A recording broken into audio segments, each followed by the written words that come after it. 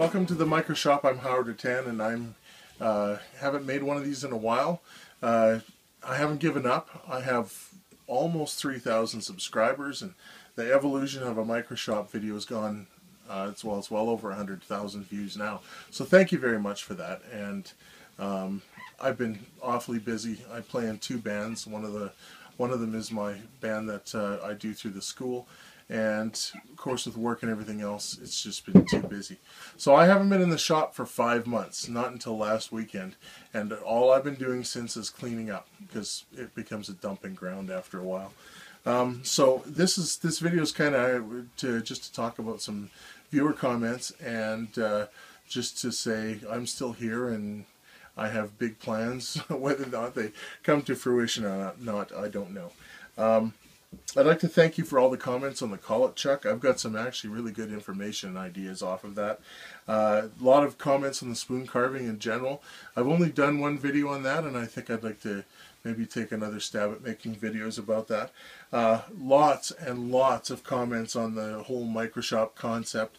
There's a lot of people doing this now. Money's short, you know, not everybody is making the kind of wages they would like to, and it's a really inexpensive, easy way to keep yourself doing something creative without spending a lot of money or a lot of time. It's been a real challenge right now because I've inherited a lot of tools and I have to try and find some way to handle them and put them away. So I've been doing that.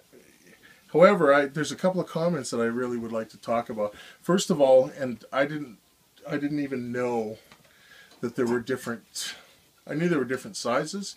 I didn't actually know there were model numbers for these. So Mr. Dinkley, I think that's a Google Plus thing because I looked them up on YouTube and can't find them, asked if these are channel lock 420s or 430s, and somewhere under the rust I found that it says 420. So I imagine that the model number changes with the size, but I didn't really know there were model numbers on these. So I've been checking model numbers on everything lately. So Mr. Dinkley, 420. Also, N2W, I hope I'm saying that right. Thank you very much for your comments. And he likes how I stick with the Mora classic knife with the spoon carving. I only use Mora knives. I've got 3 spoon knives. I think that's a Mora 162, and I have a Mora 163. And you might have seen in a couple of my workshop videos, they sit in a little Taj Mahal shaped thing on the wall. I think these are probably more useful for bowls and things because they're double-edged, so there's an edge on both sides. I'm not a spoon carver. I learned by looking at YouTube, and I saw this old video from the 1920s that had Swedish spoon carvers in it. And they placed their thumb along the back of the blade, and I was trying to replicate their technique, which is impossible when you have double-edged spoon knives like these. So I actually went for this. I think this is a Mora 164, and I keep it in a little box so I can take it out to the fire. And it's a single-edged, so I can put my knife along, or my finger or whatever along the back of the blade, and that way I can actually get the same style of cut as on that old Swedish video that I have. So yes, the Mora knives, I really like them. Some people say that the steel's a little soft, but I'm one of those guys when I'm carving, because I carve signs, when I'm carving I like to touch up my blade quite often, so I really like the carbon steel just the way it is, especially on these. I find they're really nice. And yes, I stuck with the Mora Classic. That's a Mora Classic number 1. The number 2 is a little fatter. I think it's a number 1. I don't think it's the number 3. The 3 looks like the Crocodile Dundee version. It's got a really long blade, so I don't think that's the 3. But I bought that because, well, actually my wife bought it for me, because I saw it on, Megan, what's the name of that Discovery Channel with the survival stuff, and it's got the guy that goes barefoot. Dual Survival, yeah.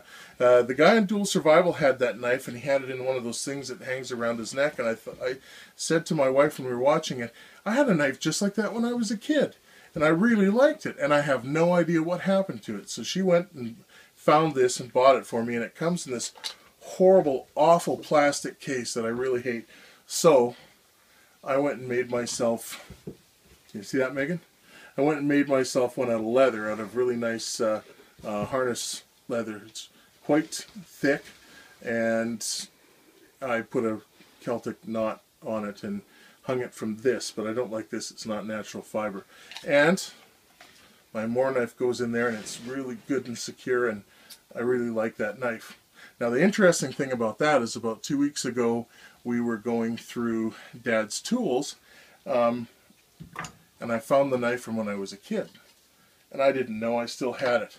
So there's one from, I'd have to say, from 1969, 1970, and they bought it as a kind of a knife to go fishing and camping with, and there it is, exactly the same knife, only this one's 45 years older than the other one. So it hasn't been cleaned up yet, so maybe I'll do a video on that. But I want to clean it up, and I want to make a nice sheath for that one too, because that's a knife from when I was younger than you, Zoe. So there you go. Zoe's on the floor. She's cleaning a brace with a... She's cleaning this up with a rust eraser. You keep working at it, Zoe. You need the work.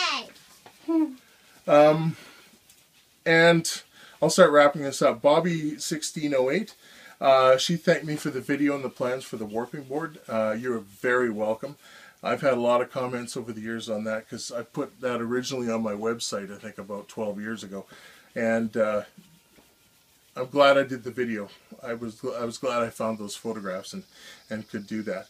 So I want to put some curtains up. I need to get these tools stored, and I got this for Christmas, and I haven't even been in the shop basically since I bought it, since I received it from my wife for Christmas. So I need to find a way to store this, and I need to even try it. I haven't even tried it yet. So there's going to be things like that on the horizon, and so it'll probably lead to another short shop talk